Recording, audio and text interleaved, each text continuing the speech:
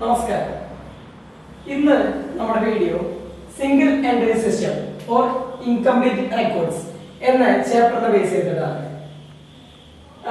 നമ്മ +1 ആയാലും +2 ആയാലും പഠിച്ചു വരുന്നത് ഡബിൾ എൻട്രി സിസ്റ്റത്തിനെ ബേസ് ചെയ്തിട്ടാണ്. അതിൽ +1ന്റെ സിലബസിലാണ് സിംഗിൾ എൻട്രി സിസ്റ്റത്തിനെ കുറിച്ച് പറയുന്നത്. അതുപോലെ തുടർന്ന് ബികോമിലും CMA ആയാലും CA ആയാലും അതിൽ തുടർന്ന് വരുന്ന ഒന്നാണ് സിംഗിൾ എൻട്രി സിസ്റ്റം. ഓക്കെ, എന്താണ് സിംഗിൾ എൻട്രി സിസ്റ്റം? നമുക്ക് എല്ലാവർക്കും അറിയുന്നത് ഡബിൾ എൻട്രിനെ കുറിച്ചാണ്. ഡബിൾ എൻട്രി സിസ്റ്റത്തിന്റെ ഫാദറായ ലൂക്ക പാക്കിയോളി ആളാണ് ഡബിൾ എൻട്രി സിസ്റ്റത്തിന്റെ ഇൻവെന്റർ ആയിട്ട് നമുക്ക് കണക്കാക്കുന്നത്. അപ്പോ നമുക്കറിയാം അക്കൗണ്ടിങ് എന്ന് പറയുന്നത് കുറച്ച് പ്രിൻസിപ്പിൾസും കൺസെപ്റ്റും കൺവെൻഷൻസും എല്ലാം ചേർന്ന ഒന്നാണ്. അപ്പോ അതിൽ ഒരു കൺസെപ്റ്റിലാണ് നമ്മൾ എന്തിനെ കുറിച്ച് പറയുന്നത്? ഡ്യുവൽ ആസ്പെക്റ്റിനെ കുറിച്ച്, അതായത് ഡബിൾ എൻട്രി സിസ്റ്റത്തിനെ കുറിച്ച് പറയുന്നത്. നമുക്കറിയാം ഏതൊരു ട്രാൻസാക്ഷനോ ഇവന്റ് കൊടുത്താലും അതിൽ ഒരു ഡെബിറ്റ് ആസ്പെക്റ്റും ഒരു ക്രെഡിറ്റ് ആസ്പെക്റ്റും ഉണ്ടാവുന്നു. അത് തന്നെയാണ് എന്ത് ഡബിൾ എൻട്രി സിസ്റ്റം. അപ്പോ ഡബിൾ എൻട്രി സിസ്റ്റം ഡീൽ ചെയ്യുന്നത് ഡ്യുവൽ ആസ്പെക്റ്റിനെ കുറിച്ചാണ്. ഏതൊരു ട്രാൻസാക്ഷനും ഇവന്റിനും എന്തുണ്ടാവും? ഒരു ഡെബിറ്റും ഒരു ക്രെഡിറ്റും ഉണ്ടായിരിക്കും. അതായത് ഏതൊരു ട്രാൻസാക്ഷൻ എടുത്താലും അതിൽ രണ്ട് അക്കൗണ്ട് ഉണ്ടായിരിക്കും, മിനിമം രണ്ട് അക്കൗണ്ട്, ഒരു ഡെബിറ്റും ഒരു ക്രെഡിറ്റും. അതുകൊണ്ട് തന്നെ എന്തായിരിക്കും നമ്മുടെ asset equal to liability plus capital, അതായത് അസറ്റും ലയബിലിറ്റി സൈഡും ഈക്വൽ ആയിരിക്കും. അപ്പോ സിംഗിൾ എൻട്രി സിസ്റ്റം എന്ന് പറഞ്ഞിട്ടുണ്ടെങ്കിൽ ഡബിൾ എൻട്രി സിസ്റ്റം ഫോളോ ചെയ്തില്ലെങ്കിൽ എന്തായി മാറി? സിംഗിൾ എൻട്രി സിസ്റ്റമായി മാറി. Single entry system or incomplete record. Single entry system എന്ന് പറഞ്ഞിട്ടുണ്ടെങ്കിൽ നമ്മൾ പറഞ്ഞു ഡബിൾ എൻട്രി സിസ്റ്റം ഫോളോ ചെയ്തില്ലെങ്കിൽ എന്തായി? സിംഗിൾ എൻട്രി സിസ്റ്റമായി. ഇനി ഡബിൾ എൻട്രി സിസ്റ്റം പ്രോപ്പർ ആയിട്ട് ഫോളോ ചെയ്തില്ലെങ്കിൽ നമുക്കറിയാം ഡബിൾ എൻട്രി സിസ്റ്റത്തിലെ സിസ്റ്റമാറ്റിക് റെക്കോർഡിംഗ് ഓഫ് ഇവന്റ്സ് അതായത് ട്രാൻസാക്ഷൻ ഇവന്റ്സ് നമ്മൾ സിസ്റ്റമാറ്റിക് ആയിട്ട് റെക്കോർഡ് ചെയ്യുന്നത്. അതായത് എപ്പോഴും കുറച്ച് ട്രാൻസാക്ഷൻ റെക്കോർഡ് ചെയ്താൽ പോരാ, നമുക്ക് ഒരു സിസ്റ്റമാറ്റിക് ആയിട്ട് ഡെയിലി ബേസിൽ എല്ലാ ട്രാൻസാക്ഷൻ ഇവന്റിനും എന്ത് ചെയ്യണം? റെക്കോർഡ് ചെയ്യണം. ഇൻ കേസ് നമ്മൾ അങ്ങനെ ചെയ്തിട്ടില്ലെങ്കിൽ നമ്മുടെ റെക്കോർഡ്സ് എന്തായി മാറും? ഇൻകംപ്ലീറ്റ് ആയി മാറും. അങ്ങനെയാണെങ്കിൽ ഓട്ടോമാറ്റിക്കലി എന്തായി? സിംഗിൾ എൻട്രി സിസ്റ്റം ആ ഒരു ബേസിക്ക് മാറിപ്പോയി. അങ്ങനെയാണെങ്കിൽ നമുക്ക് ഇവിടെ അക്കൗണ്ടന്റിന്റെ മെയിൻ മോട്ടീവ് അല്ലെങ്കിൽ മെയിൻ എയിം എന്താണെന്ന് വെച്ചിട്ടുണ്ടെങ്കിൽ, അതായത് എയിം ഓഫ് അക്കൗണ്ടന്റ് എന്താണെന്ന് ചോദിച്ചിട്ടുണ്ടെങ്കിൽ നമുക്ക് പ്രോഫിറ്റ് കണ്ടെത്താം. അതായത് ഈ സ്ഥാപനം പ്രോഫിറ്റ് ആണോ ലോസ് ആണോ ആ ഒരു അക്കൗണ്ടിംഗ് പീരീഡിൽ ഉണ്ടാക്കിയെന്ന് നമുക്ക് കണ്ടെത്തണം. അതുപോലെ തന്നെ ഫിനാൻഷ്യൽ പൊസിഷനും നമുക്ക് കണ്ടെത്തണം. നമുക്കറിയാം ഏതൊരു അക്കൗണ്ടിന്റെ മെയിൻ മോട്ടീവ് എന്ന് പറയുന്നത് ആ സ്ഥാപനം ലാഭത്തിലാണോ നഷ്ടത്തിലാണോ എന്ന് കണ്ടെത്താനും അതുപോലെ തന്നെ ആ സ്ഥാപനത്തിന്റെ ഫിനാൻഷ്യൽ പൊസിഷൻ കണ്ടെത്താം എന്നുള്ളതാണ്. ഓക്കെ, അപ്പോ ഒരു സ്ഥാപനത്തിൽ വർക്ക് ചെയ്യുന്ന അക്കൗണ്ടന്റിന്റെ മെയിൻ മോട്ടീവ് എന്തെന്ന് പറഞ്ഞിട്ടുണ്ടെങ്കിൽ പ്രോഫിറ്റ് ഓർ ലോസ്, ആ ഒരു സ്ഥാപനം ആ ഒരു അക്കൗണ്ടിംഗ് പീരീഡില് ഉണ്ടാക്കിയ ലാഭം അല്ലെങ്കിൽ നഷ്ടം കണ്ടെത്താം എന്നുള്ളതും അതുപോലെ തന്നെ ഫിനാൻഷ്യൽ പൊസിഷൻ ഓഫ് ആ ഓർഗനൈസേഷൻ കണ്ടെത്താം എന്നുള്ളതുമാണ്. നമുക്കറിയാം ട്രേഡിംഗ് ആൻഡ് P&L അക്കൗണ്ട് വരച്ചിട്ടാണ് എന്ത് അക്കൗണ്ടിംഗില് ഡബിൾ എൻട്രി സിസ്റ്റത്തില് ലാഭം അല്ലെങ്കിൽ നഷ്ടം കണ്ടെത്തുന്നത്. അതുപോലെ തന്നെ ഫിനാൻഷ്യൽ സ്റ്റേറ്റ്മെന്റ്, അതായത് ഫിനാൻഷ്യൽ സ്റ്റേറ്റ്മെന്റില് ബാലൻസ് ഷീറ്റ് ചെയ്തിട്ടാണ് നമ്മൾ എന്ത് കണ്ടെത്തുന്നത്? ആ സ്ഥാപനത്തിന്റെ ഫിനാൻഷ്യൽ പൊസിഷൻ കണ്ടെത്തുന്നത്. പക്ഷെ single entry system or incomplete record ഇതിന് നമുക്ക് എന്ത് ചെയ്യാൻ പറ്റില്ല? അതായത് ട്രേഡിംഗ് ഓഫ് P&L വരച്ചിട്ട് നമുക്ക് ലാഭം അല്ലെങ്കിൽ നഷ്ടം കണ്ടെത്താൻ കഴിയുന്നതല്ല. പക്ഷേ അത് കണ്ടെത്താൻ കഴിയും. അതായത് ഇതിനൊരു മെത്തേഡ് ഉണ്ട്. അതായത് സിംഗിൾ എൻട്രി സിസ്റ്റത്തിൽ ലാഭം അല്ലെങ്കിൽ നഷ്ടം കണ്ടെത്തുന്നത് രണ്ട് മെത്തേഡ് യൂസ് ചെയ്തിട്ടാണ്. അതിൽ ഒരു മെത്തേഡ് നമ്മ ഈ ഇൻകംപ്ലീറ്റ് റെക്കോർഡ്സിനെ കൺവേർട്ട് ചെയ്ത് ഡബിൾ എൻട്രി സിസ്റ്റത്തിൽ മാറ്റിയിട്ട് നമ്മ ലാഭം അല്ലെങ്കിൽ നഷ്ടം കണ്ടെത്തും. അപ്പൊ നമുക്ക് നോക്കാം single entry system or incomplete record. ഇവിടെ അക്കൗണ്ടന്റ് എങ്ങനെയാണ് ലാഭം അല്ലെങ്കിൽ നഷ്ടം കണ്ടെത്തുന്നത്? അതായത് നിങ്ങളുടെ ചോദ്യം ഈ കംപ്ലീറ്റ് ആയിട്ട് ഇതിനെ ബേസ് ചെയ്തിട്ടായിരിക്കും. എന്തിന്? ലാഭം അല്ലെങ്കിൽ നഷ്ടം ആ ഒരു ഓർഗനൈസേഷൻ ആ ഒരു അക്കൗണ്ട് പീരീഡിന് എന്തായിരിക്കും ഉണ്ടാക്കിയിട്ടുണ്ടാവാം. ഓക്കെ, അപ്പൊ നമുക്ക് മെത്തേഡ്സ് നോക്കാം. രണ്ട് മെത്തേഡ്സ് ആണ് സിംഗിൾ എൻട്രി സിസ്റ്റത്തിലെ പ്രോഫിറ്റ് ഓർ ലോസ് കാൽക്കുലേറ്റ് ചെയ്യാനുള്ളത്. ഒന്ന് സ്റ്റേറ്റ്മെന്റ് ഓഫ് FAS മെത്തേഡ്, പിന്നെ കൺവേർഷൻ മെത്തേഡ്. ഈ രണ്ട്, അതായത് ഇതിലെ ഏതെങ്കിലും നിങ്ങളെ ക്വസ്റ്റ്യൻ ബേസ് ചെയ്തിട്ട് ചിലപ്പോൾ ഇത് ബേസ് ചെയ്തിട്ടായിരിക്കും ലാഭം അല്ലെങ്കിൽ നഷ്ടം കണ്ടെത്താൻ പറഞ്ഞിട്ടുണ്ടാവാം.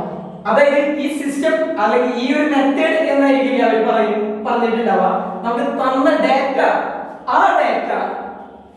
ആ ഡാറ്റയിൽ നിന്ന് നമുക്ക് ലാഭം അല്ലെങ്കിൽ നഷ്ടം കണ്ടെത്താനായിട്ട് ഈ ഒരു മെത്തേഡ് മാത്രമേ എന്ത് ചെയ്യാൻ പറ്റുള്ളൂ, അപ്ലൈ ചെയ്യാൻ പറ്റുള്ളൂ.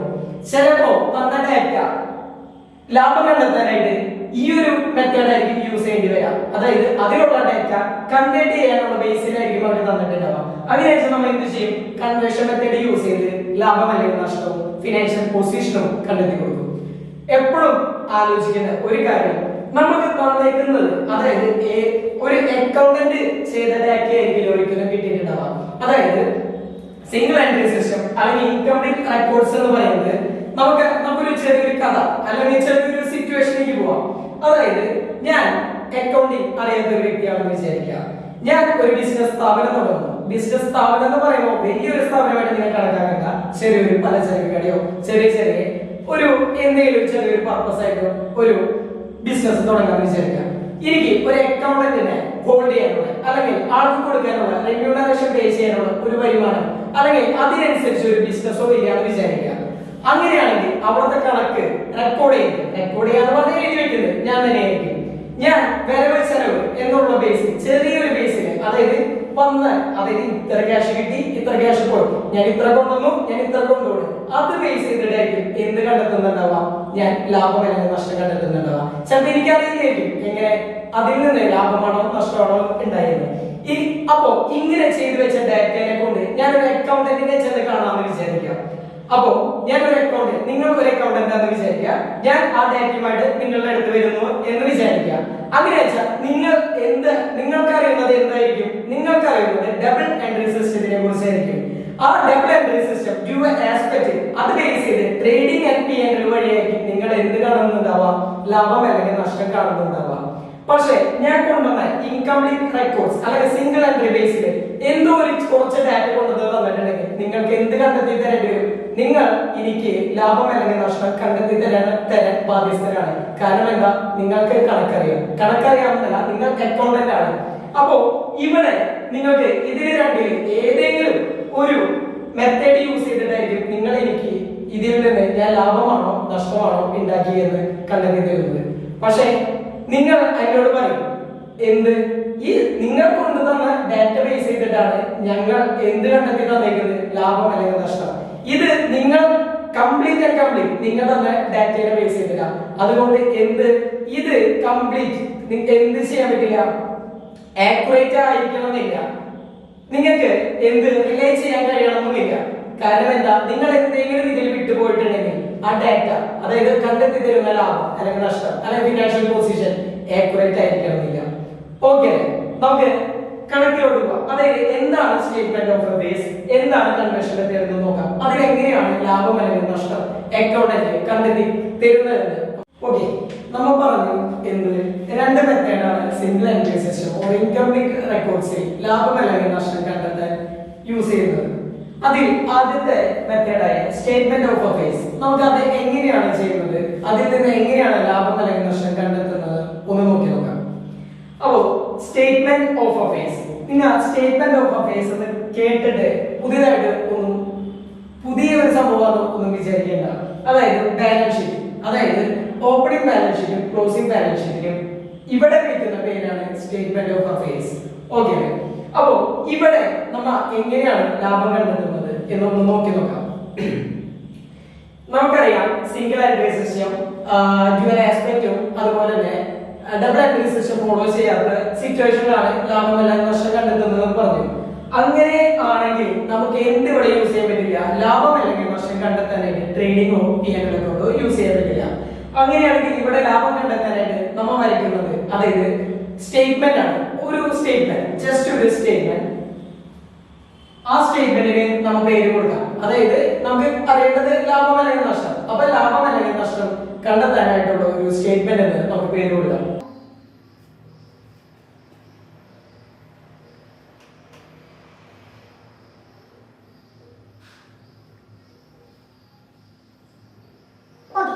നമ്മൾ ആ സ്റ്റേറ്റ്മെന്റിന് പേര് കൊടുത്തു.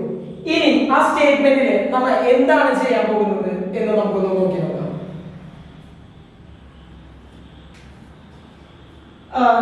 ആദ്യം നമ്മൾ ക്ലോസിംഗ് ക്യാപിറ്റൽ എഴുതാം.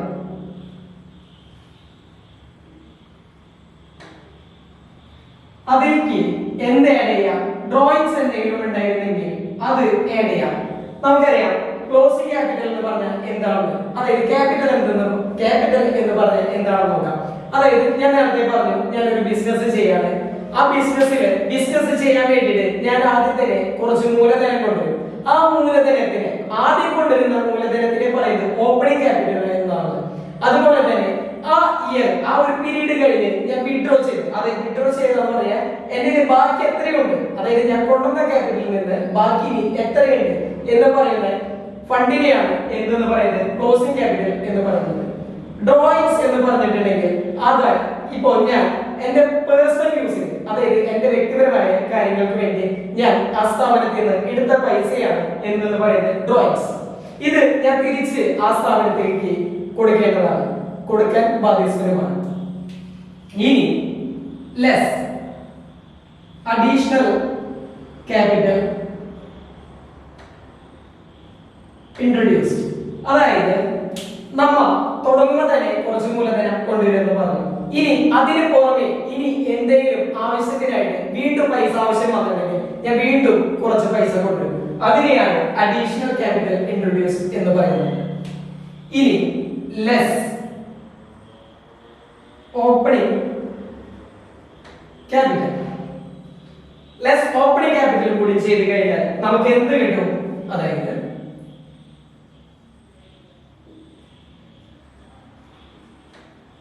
ഇപ്പൊ കിട്ടുന്നതാണ് ശരിക്കും ഇതിൽ നിന്ന് കിട്ടുന്നതാണ് പ്രോഫിറ്റ്. പക്ഷെ അതിനെ നമ്മൾ ഗ്രോസ് പ്രോഫിറ്റ് എന്ന് മാത്രമേ വിളിക്കുള്ളൂ.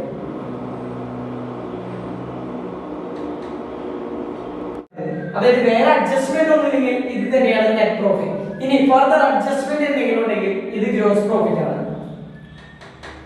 ഫർദർ അഡ്ജസ്റ്റ്മെന്റ് എന്ന് ഞാൻ ഉദ്ദേശിച്ചത് ഇതിന് പുറമെ എന്തെങ്കിലും ചെലവുകൾ അവർ പറഞ്ഞിട്ടുണ്ടെങ്കിൽ അത് ഇതിൽ നിന്ന് കുറയ്ക്കുക.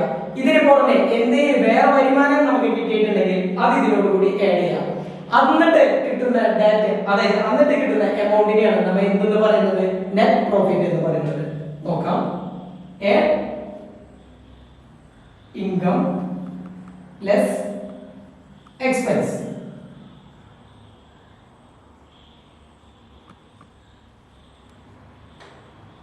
ഇതാണ് നമ്മുടെ നെറ്റ് പ്രോഫിറ്റ്.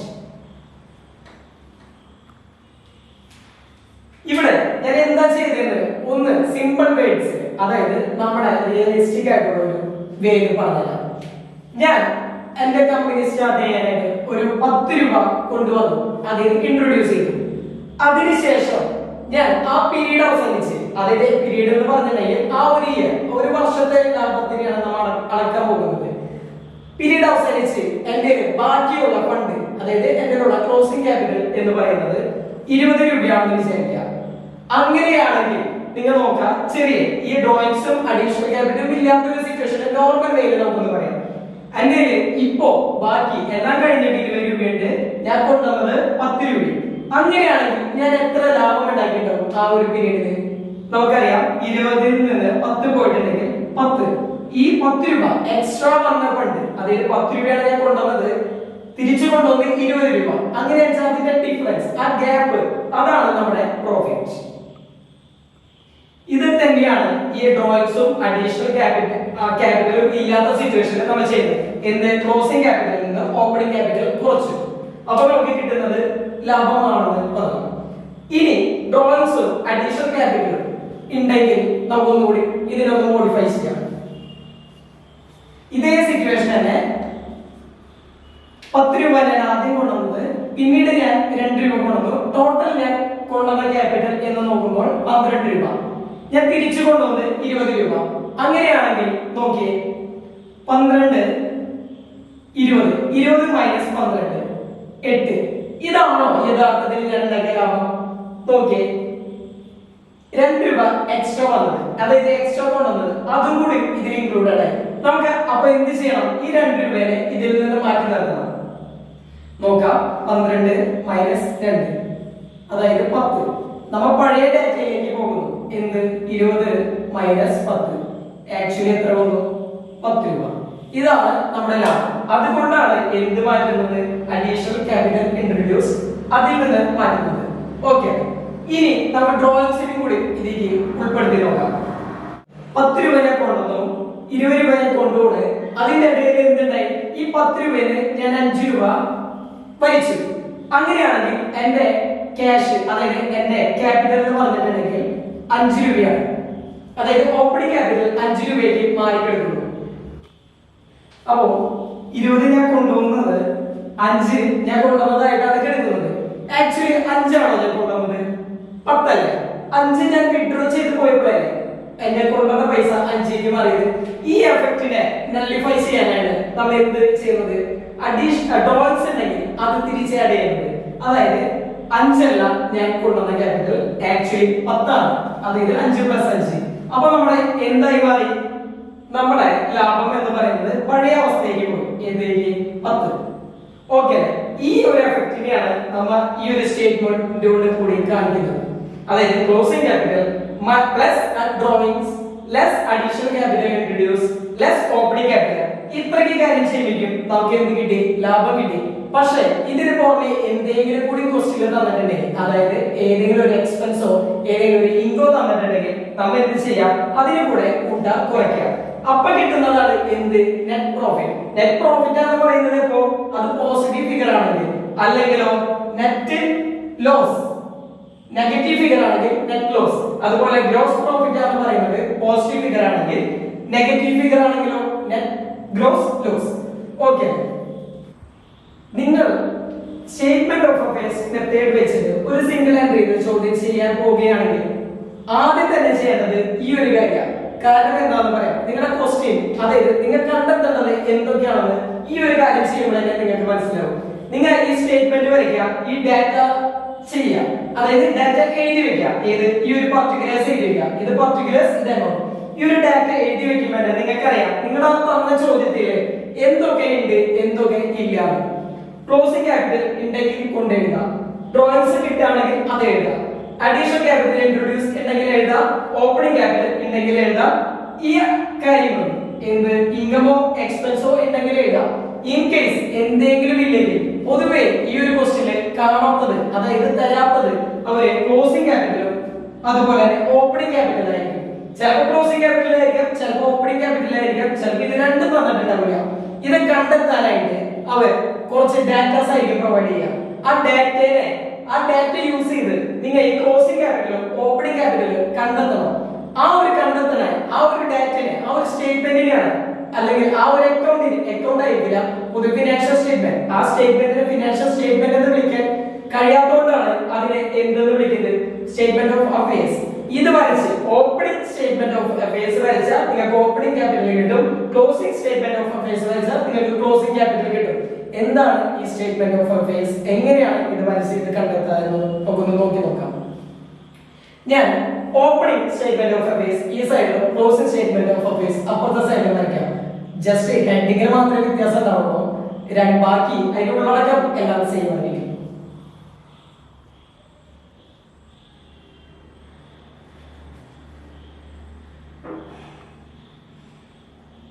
ഞാൻ ഷോർട്ട് ആയിട്ട് എഴുതുന്നത് സ്റ്റേറ്റ്മെന്റ് ഓഫ് അഫയേഴ്സ് എന്നാണ് ഇതിനെ പറയുന്നത്, അതായത് ഷോർട്ട് ആക്കി എഴുതിയേക്കാണ്.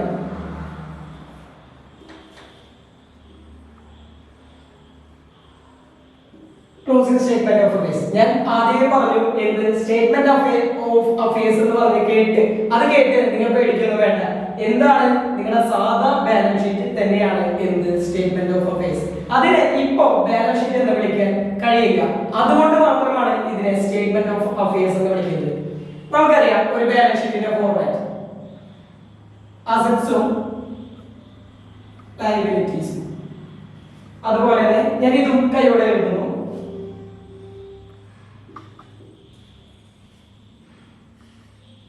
അസറ്റ് ഒരു എമൗണ്ട് പോകണം. അറിയാം എന്ത് asset equal to liability plus capital ആണ്. അതേ ഇക്വേഷൻ തന്നെയാണ് നമ്മൾ ഇവിടെ ഫോളോ ചെയ്യാൻ പോകുന്നത്. എന്ത് നമുക്ക് ക്വസ്റ്റ്യനില് ഓപ്പണിംഗ് അസറ്റോടെയും ഓപ്പണിംഗ് ലയബിലിറ്റിയോടെയും ഡാറ്റ തന്നല്ലോ. അതുപോലെ തന്നെ ക്വസ്റ്റ്യനിൽ എന്ത് തന്നല്ലോ, ക്ലോസിംഗ് അസറ്റോടെയും ക്ലോസിംഗ് ലയബിലിറ്റിയോടെയും ഡാറ്റ തന്നിട്ടുണ്ട്. നമ്മ അത് പിക്ക് ചെയ്ത് ഇവിടെ കൊണ്ടുപോയി പ്ലേസ് ചെയ്യാം. അതായത് ഓരോ അസറ്റോടും എന്ത് land, building, stock, cash, bank, debtors ഇതൊക്കെ ഉണ്ടെങ്കിൽ കൊണ്ടുപോയിടാം. ഇതുപോലെ തന്നെ ഓപ്പോസിറ്റ് ആയിട്ട് ഇവിടെ closing land, building, ഗുഡ്വില്, stock, cash, bank, debtors. ഞാൻ ജസ്റ്റ് ആ ഒരു ബാലൻസ് ഷീറ്റിൽ വരുന്ന ഐറ്റംസ് ആണ് പറഞ്ഞേക്കുന്നത്. ഇതിൽ നിങ്ങൾക്ക് നിങ്ങളുടെ ക്വസ്റ്റ്യനില് തന്ന ഡാറ്റാസ് മാത്രമേ എഴുതിയാൽ മതി. ഞാൻ പൊതുവെ വരെ കുറച്ച് ഐറ്റംസ് എഴുതിയെന്നുള്ളൂ. പിന്നെ നിങ്ങൾ നോക്കേണ്ടത് ഏതാണ് ഓപ്പണിംഗ് ഏതാണ് ക്ലോസിംഗ് എന്ന് നിങ്ങൾക്ക് ചിലപ്പോൾ ഡൗട്ട് വന്നേക്കാം. ഒന്ന് ജസ്റ്റ് ഒരു 2022 ഇങ്ങനെ ഒരു ഡേറ്റ്, അതായത് 1/1 തന്നിട്ടുണ്ടെങ്കിൽ അത് ഓപ്പണിംഗോ, അതുപോലെ തന്നെ 31/12/2022 പൊതുവെ കലണ്ടർ ഇയർ ആയിട്ട് നിങ്ങൾക്ക് ക്വസ്റ്റ്യൻ തന്നിട്ടുണ്ടാവാം. ഏത് സിംഗിൾ എൻട്രി സിസ്റ്റം ഫോളോ ചെയ്യുന്ന ബേസിൽ അങ്ങനെ ആവണമെന്നില്ല, നിർബന്ധമില്ല. ഇൻ കേസ് നമ്മുടെ ഫിനാൻഷ്യൽ ഇയർ അക്കൗണ്ടിംഗ് ഇയർ ആണ് തന്നതെങ്കിൽ 1/4/22 31/3/23 ആയിരിക്കും. അപ്പൊ നോക്കാം, അതായത് 1/1 ആണെങ്കിൽ അത് ഓപ്പണിംഗ് ഡാറ്റയും 31 ആണെങ്കിൽ അത് ക്ലോസിംഗ് ഡാറ്റയായിരിക്കും.